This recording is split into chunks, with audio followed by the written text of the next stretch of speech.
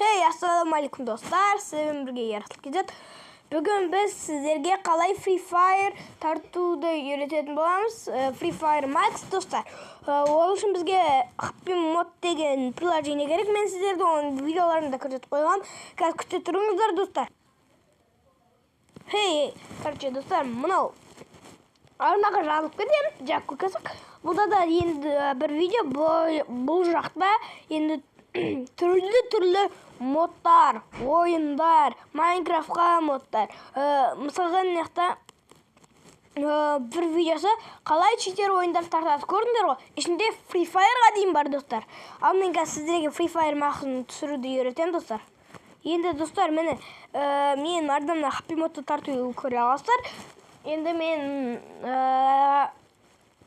Happy Mod'қа кіремін да, и мына жаққа Free Fire тартпаймыз достар.